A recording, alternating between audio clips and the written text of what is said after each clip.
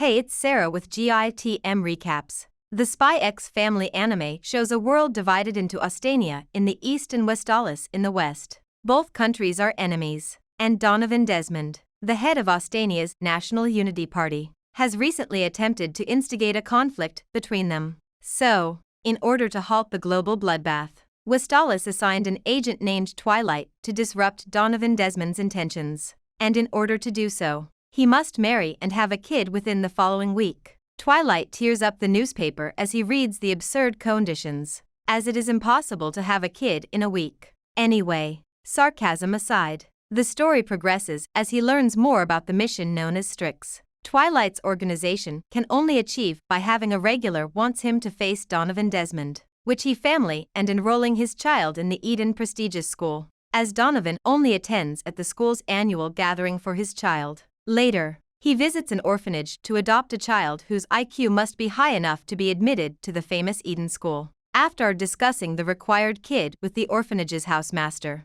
he introduces him to a girl named Anya. However, he has no idea that she possesses psychic abilities, since she was an experiment for global peace, but she fled away and ended up in that orphanage. Twilight considers her to be unsuitable for his task after meeting her. Anya reads his thoughts and promptly solves a challenging puzzle to reassure him that she is the one he seeks. He then brings her home, where Anya is astounded by her new possessions. He manages to teach her the syllabus for the Eden School admission test after quite a shambles. But she never learned by heart and imagined she would pass easily while hearing the Sin students. While the test center teammates of other and the circumstances during the examinations provide a distinct story that is pretty hilarious, as every student is puzzled and has no idea what to write in the paper. Finally, she passes the entrance exam with only 313 points. The story shifts to a girl named Ya who works part an assassin is to kill people. One day at her part-time in a hotel while her main job is time job,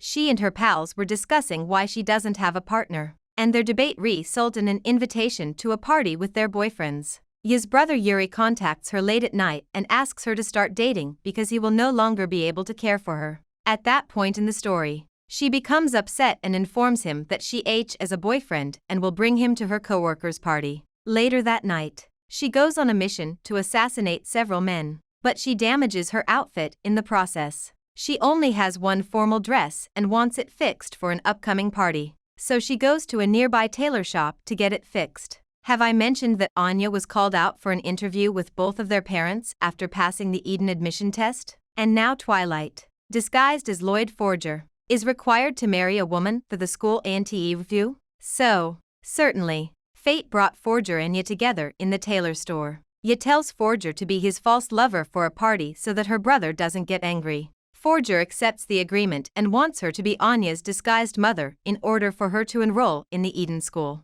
On the day of the party, Forger is delayed due to an unexpected mission. They leave the party after they understand the situation, and on their way home, Forger bumps into the enemy again, but this time Ya helps him too. Tee funny yet romantic thing is that during the fight, Ya confesses that they must get married and extend their terms, to which Forger agrees to, and thus, Forger, Ya and Anya becomes a family where they pretend to be what they are not. The next day, the Nair family gathers around the table to prepare for the interview, but they quickly admit that they are not prepared. Seeing this, Forger intends to take a stroll around town. They begin visiting various areas in order to prepare to sell the impression regular family and to better understand each other. Of being after a day together, they have formed some bonds, and they set off for the interview, where several hurdles, particularly the coming cows, spice things up. Ya, on the other hand, tries to calm things down, and Forger manages to display such elegancy that the Master Henderson himself goes over to him and compliments him. The interview was going so well until the fat bald guy became envious of them and began hitting icy words, which enraged Forger to the point of nearly episode 5 assaulting the teacher. Despite being rated as failures during the interview by the bald instructor, Master Henderson informs Forger that Anya is at the top of the waiting list and has a good chance of being accepted.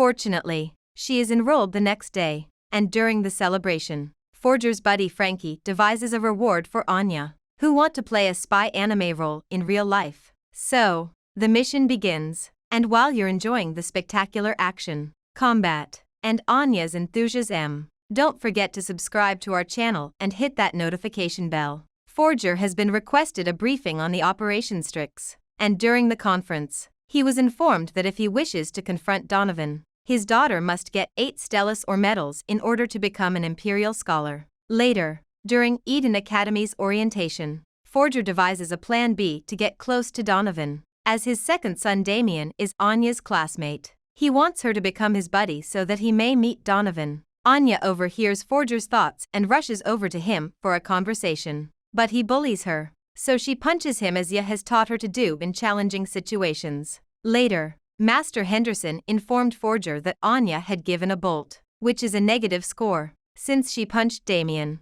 Forger becomes concerned about his backup plan. Forger tries to get Anya apologize to Damien on Anya's first day at Eden so that his plan B may work. And by the end of the day he manages to make her say sorry to him. But Damien, on the other hand, feels emotional and angry at the same time, and decides to reject her apology. Ye's younger brother Yuri comes at their home, broadening the story once again. Have I mentioned that Yuri is a member of the Austanian secret police, that he is on the hunt for spies, and that capturing Twilight is his ultimate goal? Believe me, the story is growing more fascinating as the 4 individuals claiming to be a Famil Y, their hearts full of secrets, and they pretend to be someone they are not. Yuri is unsure whether Ye and Forger are married or not, so he wants them to kiss, which Ye and Forger are about to do, but Ye isn't ready. It was a coincidence that Yuri became upset at the same moment when the inebriated Ye slapped Yuri. At that convinces himself that they are married and departs.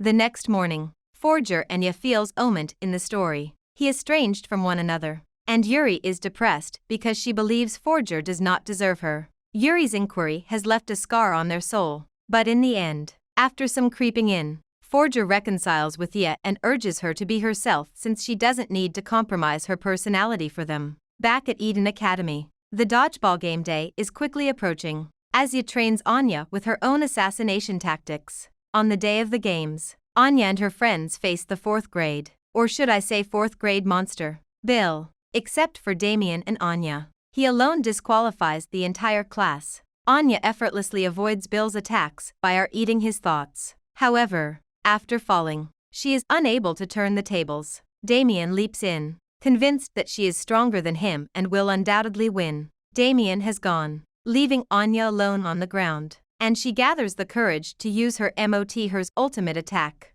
Time is frozen at this point in the story because the amount of energy she is exhaling is enormous. However, as soon as she strikes, the entire scenario becomes hilarious, and she is disqualified as well. After the games, Forger is on Scholar due to her poor performance. CE again concerned about Anya becoming an Imperial, so he devises another approach and tries several tactics to collect Stella stars for her. However, she performs poorly in painting and athletics. As a result, he drives her to the hospital, where she may earn a Stella star for community service. They were both assigned several chores that Anya was unable to fulfill, and in the end, Forger and Anya were both fired by the hospital's administrator. On the way back, she reads and no one knows about him. So, the thoughts of a disabled child who is drowning in the pool. She rushes to the pool and dives in, unaware of the fact that she, too, cannot swim. She was about to grasp him when she fainted. However, Forger grabs both of them at the right time, and Anya receives a Stella star, which is a huge step forward in Forger's effort to save the world. Have I mentioned that Forger has been doing some extra missions as well, and that since the community services event, he has been so bus-wide that his neighbors suspect him? So, one day, even though he was exhausted and unable to move his muscles, he decides to take a vacation. After arriving at the aquarium ticket section, he is given another mission by the ticket lady to remove the film from the penguin's stomachs since the video contains knowledge on lethal weapons. So he agrees to the assignment and narrowly completes it. And at the end of the day, he wonders what he would do if it were his actual family. So, the narrative isn't ended yet since the second season of Spy X Family is out. And to see its recap, make sure to subscribe to GITM Recaps.